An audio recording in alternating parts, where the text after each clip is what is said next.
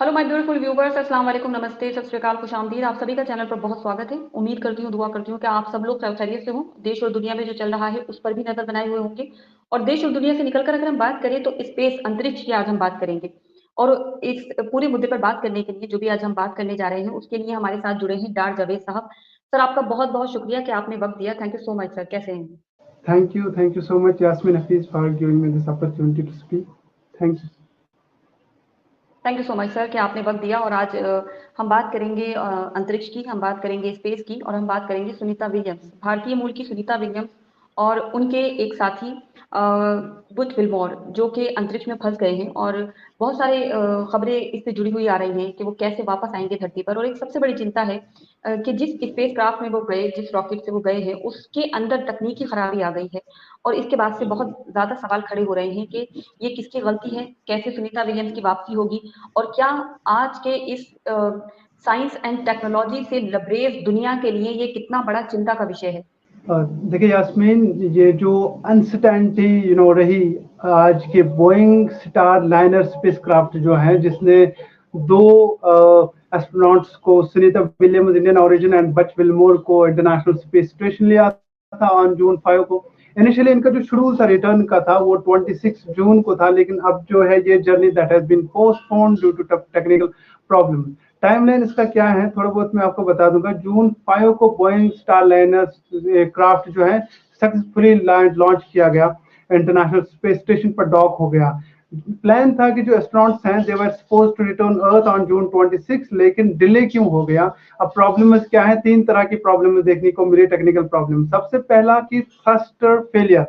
ठीक है, 5 out of 28 thruster जो है वो फेल हो गए स्टार लाइनर जो ही अप्रोच इसने किया इंटरनेशनल स्पेस स्टेशन, जिसका हम ISS बोलते हैं। Well most were restarted the issues raised concern.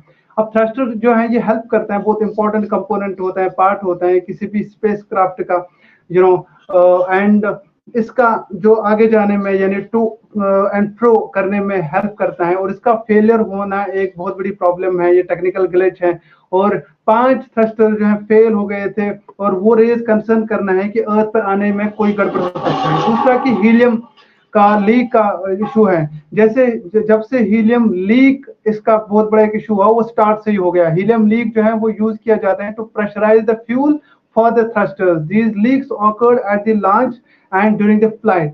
हालांकि इसमें हीलियम बहुत है स्पेसक्राफ्ट में, 10 टाइम्स मोर है, जो जमीन तक ला सकता है स्पेसक्राफ्ट को। लेकिन प्रॉब्लम यह है कि नासा इस तरह का कोई भी कदम नहीं उठाना चाहता है, क्योंकि प्रॉब्लम भी हो सकती है, एक बहुत बड़ा टेक्निकल ग्लिच है। सेफ गार्ड करना चाहते हैं नासा एस्ट्रोनॉट्स की लाइफ को। और तीसरा इसका प्रॉब्लम है प्रोपल्शन सिस्टम। जो प्रोपल्शन सिस्टम है वो भी इसका जो है बहुत बड़ा एक कंपोनेंट है, वो हेल्प करता है। थारो एनालिसिस उसमें हो रहे हैं, वो हेल्प करता है स्पेसक्राफ्ट को जाने में। और उसमें भी कहीं ना कहीं बहुत बड़ी टेक्निकल ग्लिच आया है। और अब नासा और बोइंग जो कंपनी है, ये जो नासा का जो जो जो जो एक प्रोग्राम मैनेजर है, उन्होंने बोला है कि हम कोई रश में नहीं है कि हम उनको वापस लाएं अर्थ पर until the issue is fully resolve. देखिए, इसमें प्रॉब्लम नहीं है अगर एस्ट्रोनॉट्स एक साल तक भी वहां पर रह सकते हैं, काफी टाइम तक रह सकते हैं, 6 मंथ्स तक रह सकते हैं, रिसर्च करते हैं, एक्सरसाइज करते हैं, अपना काम कर लेते हैं। 45 डेज तक उन्होंने एक्सटेंड किया है, नासा ने उनका ये एक्सटेंड किया है, इन फ्लाइट एक्सटेंड किया है। लेकिन ये एक्सटेंड और भी हो सकता है। इंजीनियर्स लगाए गए हैं जो इस चीज को इस चीज पर वर्कआउट कर रहे हैं। लेकिन बोइंग जो कंपनी है उससे एक बहुत बड़ा सवाल उठ रहा है। अब इम्पैक्ट क्या होगा? सेफ्टी एश्योरेंस दी है नासा ने इस पे कि हम जो है 2 साइंटिस्ट को इंडियन ओरिजिन जो है सुनीता विलियम और उसके एक क्रू फ्लो जो है उनको अर्थ पर लाएंगे। स्टार लाइनर को उसी तरह डिजाइन किया गया है कि इसमें 210 डेज तक भी वो रह सकते हैं, एंड ये जो प्लान उनका स्पेस वॉक था वो भी कैंसिल किया गया, क्योंकि वाटर लीक हुआ एस्ट्रोनॉट के स्पेस शूट से, और वॉक भी उनका पोस्टपोन किया गया। लेकिन ये है कि डेली एक्टिविटीज करते हैं और एस्ट्रोनॉट्स वहां पर रहते हैं, उन्हीं के साथ वो भी रह रहे हैं। इंटरनेशनल स्पेस स्टेशन इसी तरह से बनाया हुआ होता है कि वो वहां पर रहें, वो वहां पे रिसर्च करें जब तक वो अवॉइड करें अपने मिशन को। लेकिन बोइंग मिशन जो है स्टारलाइन मिशन का, which aim to transport astronauts to and from international space station, ये ट्रांसपोर्ट मीन्स होता है स्पेस क्राफ्ट का। लेकिन इसमें टेक्निकल चैलेंज आए और वो अब वापस आने में प्रॉब्लम्स हो रही है। ये जो बोइंग है, this is a part of NASA commercial crew program, जो स्टारलाइनर मिशन है बोइंग के थ्रू बनाया गया। बोइंग एक कंपनी है, स्टारलाइनर स्पेसक्राफ्ट है। इसका जो गोल है, जैक में आई सेट की टू एंड फ्रो, बट ये स्पेसक्राफ्ट में दूसरा एक पहले प्राइवेट प्लेयर आया था, बोइंग ने बनाया था आफ्टर इलॉन मस्क का स्पेसक्राफ्ट स्पेस एक्स के बाद। जिस तरह से मैंने बताया कि क्या रॉन्ग हो गया, क्या चीजें हो गई हैं, वो आ सकती है, अभी भी बोलते हैं कुछ साइंटिस्ट तो आ सकते हैं वो, लेकिन कोई रश में नहीं है नासा, और इस तरह का वो सेफ गार्ड करना चाहता है एस्ट्रोनॉट्स की लाइफ को कि कोई प्रॉब्लम ना हो। अप्रोक्सीमेटली यूएसडी 4.2 बिलियन इस पे लगाया गया है, जो नासा ने दिया है developing, testing, certifying space Starliner mission को, इस फ्लाइट को। लेकिन ये है कि बोइंग जैसी कंपनी जिन्होंने काफी इन्वेस्ट किया, अपना कैपिटल भी इसमें इन्वेस्ट किया है यूएसए में, और एडिशनल डेवलपमेंट कास्ट भी इसमें लगाया, टेक्नोलॉजिकल एनहेंसमेंट अपने डेवलपमेंट डिजाइन में। लेकिन प्रॉब्लम कुछ ग्लिच आ रही है, 2019 में भी आई थी, 2011 से ये प्रोसेस चल रहा है, प्रोजेक्ट चल रहा है, उनका प्राइवेट प्रोजेक्ट है। लेकिन अब प्रोस्पेक्ट्स क्या हो सकते हैं फ्यूचर में अगर इस तरह ये रुक गया? स्पेस एक्स क्रू ड्रैगन को यूज किया जा सकता है, चिंता की कोई प्रॉब्लम नहीं है। जिस तरह से मैंने भी साइंटिस्ट का देखा, यहाँ इसरो के चेयरमैन ने भी हमें बताया कि इसमें प्रॉब्लम नहीं, कोशिश को कोई जरूरत नहीं है, प्रॉब्लम की घबराने की कोई जरूरत नहीं है, उनको वापस लाया जाता है। स्पेस एक्स ड्रैगन को यूज किया जा सकता है। दूसरा कि सोइज रशिया का जो है एक वेरिएबल मीन ऑफ ट्रांसपोर्ट माना जाता है स्पेसक्राफ्ट में, उसको भी लाया जा सकता है, उसको भी यूज किया जा सकता है अल्टरनेटिव यूज में। लेकिन स्पेस एक्स का जो ड्रैगन है वो ज्यादा रिलेबल है, क्योंकि उसने काफी ज्यादा सक्सेसफुल फ्लाइट उस तरह की है, काफी स्पेस में उसके सक्सेसफुल ट्रेवल रहा है। लेकिन अब जो है बहुत प्रॉब्लम क्या हो सकती है कि स्टारलाइनर के साथ फ्यूचर मिशन किया जा सकता है, नहीं किया जा सकता है, उस पर नासा स्टैंड ले सकता है, बोइंग पे स्टैंड ले सकता है, क्योंकि टेक्निकल ग्लिचेस अभी भी सही नहीं हो रही है, और बोइंग के लिए एक बहुत बड़ा धचका लग सकता है। लेकिन अभी अगर वो फेल होते हैं उनको वापस लाने में, या उनका टेक्निकल प्रॉब्लम इश्यूज रिजॉल्व नहीं होती है, तो बोइंग ने काफी इन्वेस्ट किया है, जिस तरह मैंने बोला।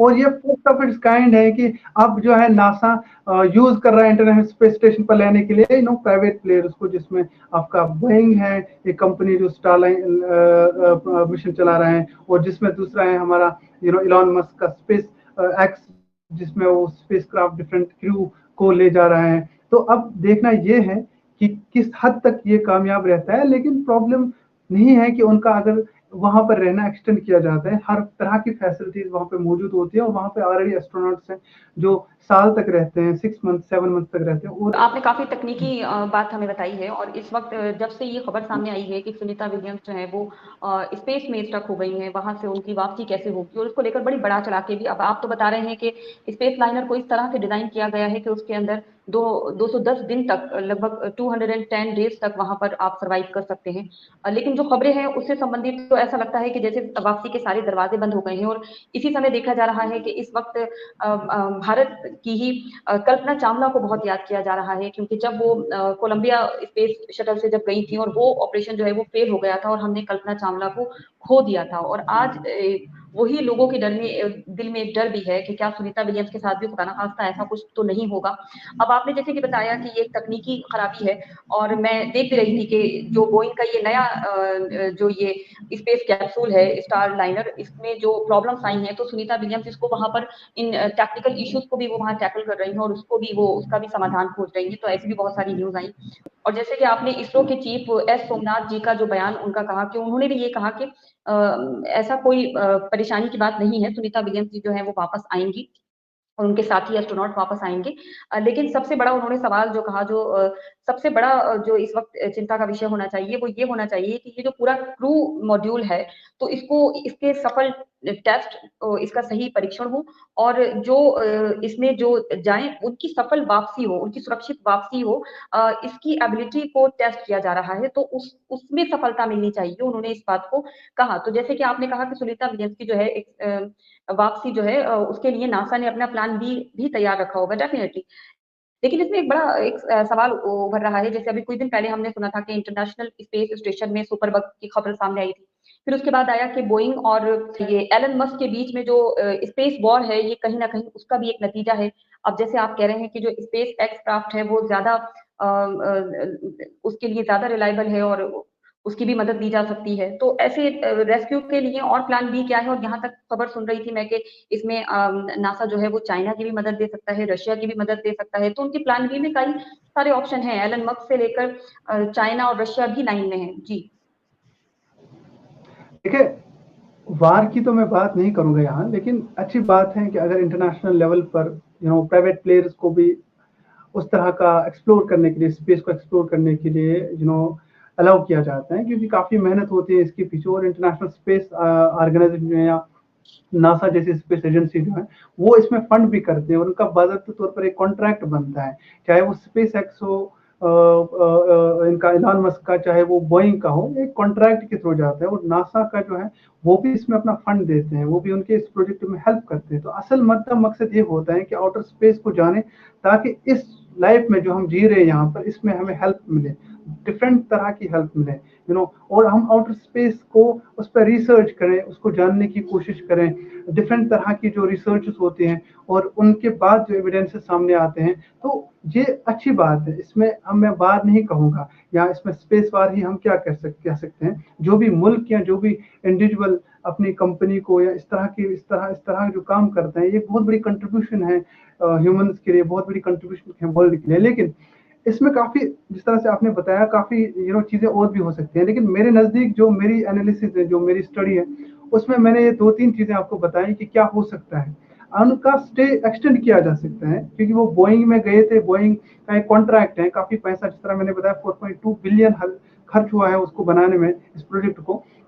और पैसा बोइंग ने खुद, कंपनी ने इन्वेस्ट किया है। लेकिन वो वेट करेंगे ही जब तक ये सही हो, क्योंकि ये एक बहुत बड़ा मिशन होता है, इसके पीछे बहुत मेहनत होती है। तो वो ज़ाया नहीं होने देंगे, अभी किसी और को भेज देंगे, ऐसा नहीं हो सकता है। एक्सटेंड किया जा सकता है उनका टाइम, और वो वहाँ पर उनका टाइम ज़ाया नहीं होता है, वो वहाँ पर भी वर्क करते रहते हैं, रिसर्च करते रहते हैं। लेकिन रशिया बहुत बड़ा रोल प्ले कर सकता है। और इलॉन मस्क का जो स्पेस एक्स है कंपनी, वो बहुत बड़ा रोल अदा कर सकते हैं, क्योंकि स्पेस क्राफ्ट जो उनका क्रू है ड्रैगन, वो इससे पहले काफी बार आ चुका है, काफी बार टू एंड फ्रो, क्योंकि ये ट्रांसपोर्ट मीन्स के लिए ही ये स्पेस क्राफ्ट बने हुए हैं, जो एस्ट्रोनॉट्स को लेते हैं फिर वापस लाते हैं।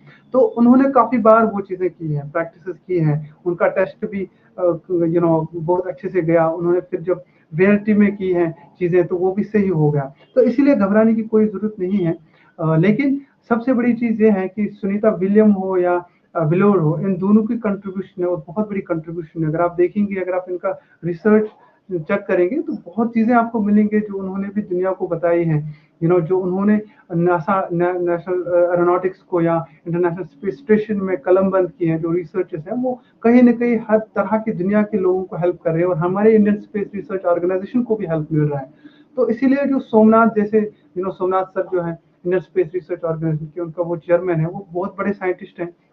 और उन्होंने भी इसी तरह बात की इंटरनेशनल स्पेस स्टेशन के हित में, नासा के हित में, कि ये चीज़ें, हम किसी को घबराने की ज़रूरत नहीं है, क्योंकि बहुत प्राउड फीलिंग ये है, प्राइड बात ये है कि इंडियन ओरिजिन कोई एस्ट्रोनॉट है, और वो भी लड़की, इंडियन ओरिजिन है।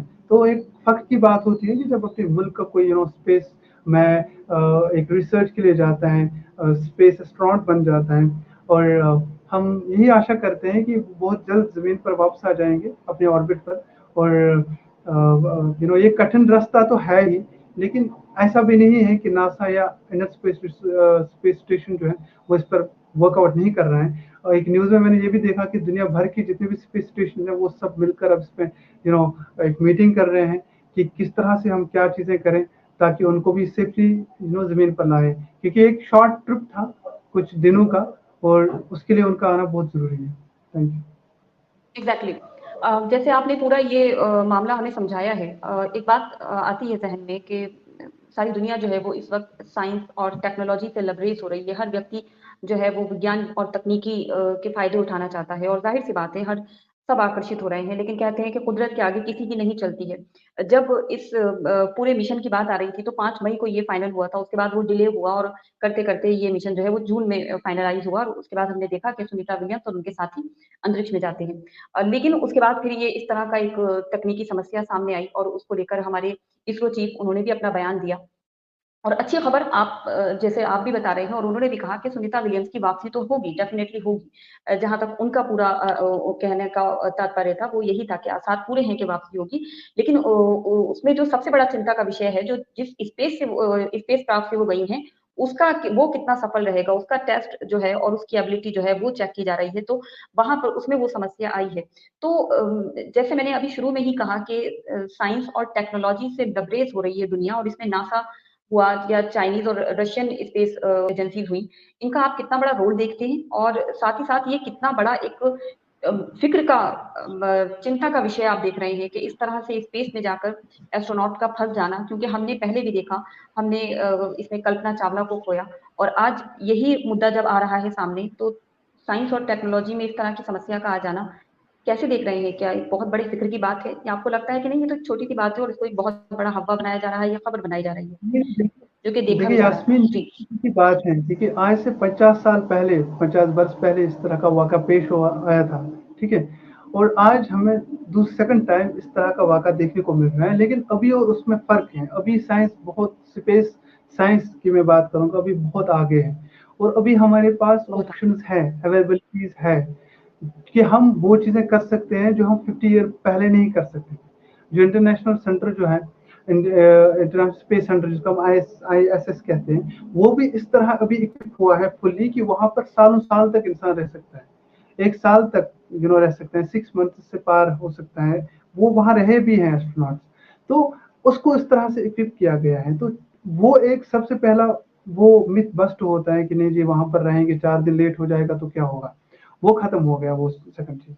और दूसरी चीज़ ये है कि प्राइवेट प्लेयर्स का आना बहुत इम्पोर्टेंट हो रहा है और प्राइवेट कंपनी जो सामने आ रही है, इलॉन मस्क ने इस तरह की जो पहली चीज़ जो दुनिया को दी है, ये बहुत बड़ी कंट्रीब्यूशन है। इसमें हम लोगों को कोई कंट्री आगे जा रही है, कोई कंट्री ज़्यादा जा रही है, कम जा रही है, लेकिन ले तो वो सबों को साथ ही है।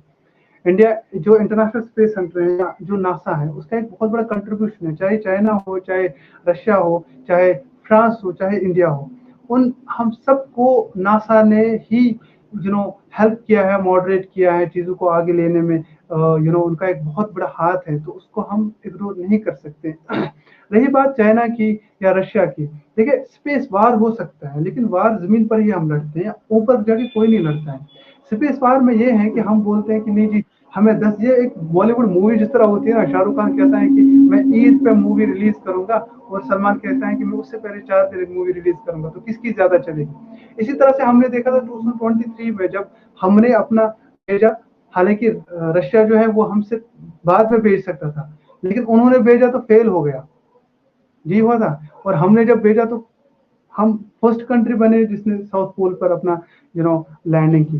तो बार नहीं मैं बोल सकता हूँ, लेकिन ये चीज है कि दुनिया के अंदर कंट्री का कितना आजकल आज के दौर में ना, किस कंट्री का स्पेस में भी कितना कब्जा है, आई मीन किस कंट्री की स्पेस रेस कितनी स्ट्रांग है, वो भी पावरफुल कंट्री के लिस्ट में आ जाता है कि ये कंट्री बहुत पावरफुल है। क्योंकि इसका पहले ऐसा नहीं था। पहले क्या देखते थे, मिलिट्री पावर कितना है, जमीनी पावर कितना है। अभी हम स्पेस टेक में भी चले गए हैं। अभी आप देखें कि रशिया, चाइना ये कितने स्पेस वार में रह गए हैं। अभी आपने देखा G20 से पहले जब हमने लॉन्च किया, फिर रशिया ने किया, हमने किया, इंडिया ने किया, फिर चाइना ने किया, और चाइना ने अलग अलग कुछ न्यूज़ें फिर बताई, हमने ये किया, वो किया, ऐसा किया। हालांकि इंटरनेशनल स्पेस सेंटर ने बहुत सारी चीज़ों पर उनमें मुत्तफिक भी नहीं हुए कि ये चीज़ें हुई है कि नहीं हुई है। तो इट इज़ जस्ट लाइक कि कुछ कंट्रियां दबदबा चाहती है दुनिया में कि नहीं जी हम स्पेस पर आ गए हैं, हमने ये किया, हमने इस चीज़ को कॉन्क्योर किया। लेकिन इंडिया की अगर मैं अपने मुल्क की बात करूंगा, अगर हम इंडिया की बात करेंगे, इसरो ने वो मेहनत की है और इसरो ने आज तक जो सुनीता विलियम्स है, ये भी हमारी इंडियन है। आप देखिए कितने इंडिया के साइंटिस्ट हैं, एस्ट्रोनॉट्स हैं जो अभी नासा में काम कर रहे हैं, जो अभी इंटरनेशनल स्पेस स्टेशन में काम कर रहे हैं। हालांकि वो इंडिया की स्पेस बिल्कुल। एजेंसी में काम नहीं करते, इंटरनेशनल स्पेस एजेंसी में काम करते हैं, लेकिन यहीं से निकले हुए हैं। उनका पहला पड़ाव जो था वो Indian space research organisation ISRO ही था। तो इस टाइम इजी है चीजें, इसीलिए नासा भी नासा के अगर आप उनके चीफ मैनेजर को स्टीव कुछ नाम है उसका, उनका एक स्टेटमेंट आया था कि we are safeguarding them, they are very safe, there is no विषय का चिंता, देयर इज नो चिंता, दिस इज लाइक सिंपली कि हम उनके डेज एक्सटेंड कर सकते हैं, कर रहे हैं, हमने 45 ऑलरेडी डेज उन्होंने एक्सटेंड किया है उनके, कि वो सेफ है, वहां पर पूरा कांटेक्ट है उनके साथ, इंटरनेशनल स्पेस स्टेशन में है। और इस क्रू को भी उसी तरह बनाया गया है स्टार लाइनर को, कि वो बहुत टाइम तक वहां पर रह सकते हैं, पूरा इक्विप होता है, ऐसा नहीं है 6-7 बंदे एक जो क्रू जाते हैं, 6-7 बंदे वो अपने साथ ले जाते हैं, ठीक है, 6-7 बंदों को वो ट्रांसपोर्ट कर सकते हैं। तो इस टाइम जो है फ्रांस के पास भी बहुत बड़ी टेक्निक है, बहुत बड़ा उनके पास भी एबिलिटी है इस तरह की, और यूएस के पास तो है, नासा भी कर रहा है, so there is no issue and saying कि वो वापस आएंगे नहीं आएंगे, वो बिल्कुल वापस आएंगे, बट इस मीन ऑफ ट्रांसपोर्ट के यानी स्टार लाइनर के थ्रू आएंगे नहीं आएंगे, दैट वुड डिपेंड कि किस तरह से ये चीजें होंगी। लेकिन हर स्पेस क्राफ्ट को जब बनाया जाता है, अगर आप इस स्पेस क्राफ्ट को भी देखेंगे, हीलियम लीक का सबसे बड़ा इश्यू आ रहा है कि हीलियम जो है वो लीक हो रहा है। Helium is a very important component, जिस तरह मैंने बताया कि जो थ्रस्ट जो को आगे लेने में हेल्प कर रहे हैं, तब जाके वो स्पेस क्राफ्ट जो है वो आगे बढ़ते हैं, प्रोपेल करता है। लेकिन जो लीक भी हो रहा है ना, उससे भी अगर वो जमीन पर भी आता है, फिर भी मोर देन 10 टाइम्स वहां पर ऑलरेडी हीलियम है। आपको मेरी बात समझ आ रही है? ऑलरेडी 10 टाइम्स हीलियम है, 10 टाइम्स। लेकिन अब ये है कि इंटरनेशनल स्पेस सेंटर या जो साइंटिस्ट्स हैं, जो एस्ट्रोनॉट्स हैं, जो नासा है, वो नहीं चाहते हैं कि हम अपने एस्ट्रोनॉट्स को किसी प्रॉब्लम में डालें, तो कोई जरा सी भी टेक्निकल ग्लिच भी दिखनी चाहिए। हालांकि जब ये लिफ्ट ऑफ हो रहा था, मैं अभी पढ़ रहा था यूएस की ही किसी मैगजीन में, साइंस मैगजीन में, कि जब लिफ्ट हो रहा था, जब चढ़ रहा था, तो उस टाइम भी हीलियम लीक हो रहा था, ठीक है। 2019 में भी बोइंग के साथ इस तरह का इशू हुआ है। लेकिन सबसे बड़ा धचका जो है वो बोइंग कंपनी को लग सकता है, क्योंकि इतना बड़ा प्रोजेक्ट अगर इस टाइम पर हमें किसी और अल्टरनेटिव की जरूरत पड़ी, अगर हमें ड्रैगन क्रू की जरूरत पड़ी या रशियन इसकी जरूरत पड़ी, तब जाके रीएवैल्यूएशन हो सकता है कॉन्ट्रैक्ट, फाइनेंशियल इम्प्लीकेशन हो सकता है बोइंग पर, और वो उठना फिर बहुत मुश्किल है, क्योंकि नासा ही उनको सपोर्ट कर रहा है, और नासा के साथ ही कॉन्ट्रैक्ट बनता है पहले, तो वो कॉन्ट्रैक्ट जो है वो नहीं रहता, प्रोवाइडेड ये जमीन पर सेफली नहीं आए। बिल्कुल, बिल्कुल। हम उम्मीद करते हैं, दुआ करते हैं कि सुनीता विलियम्स की सेफ लैंडिंग हो, वो सुरक्षित वापस आएँ, क्योंकि सुनीता विलियम्स का ये पूरा जो केस हुआ है, वो विल्मोर उनके साथी अंतरिक्ष में जो फँसे हैं, तो कल्पना चावला को हम भारतीय बहुत याद कर रहे हैं। और जैसे कि सर ने बोला ही कि ये कल्पना चावला जी के समय से आज सुनीता विलियम्स के समय का जब आप देखें, तो तकनीकी ने, विज्ञान ने बहुत तरक्की कर ली है। बहुत सारे चेंजेस हो चुके हैं, बड़े-बड़े चेंजेस हो चुके हैं। अब सबसे बड़ा सवाल है कि उनके रेस्क्यू में सबसे बड़ा मददगार जो है वो कौन साबित होगा? क्या वो बोइंग होगा? क्या वो बोइंग और एलन मस्क के बीच में जो स्पेस वॉर चल रहा है, उसमें स्पेस एक्स सबसे बड़ा रेस्क्यू ऑपरेशन को सफल बनाने वाला उभर कर आएगा?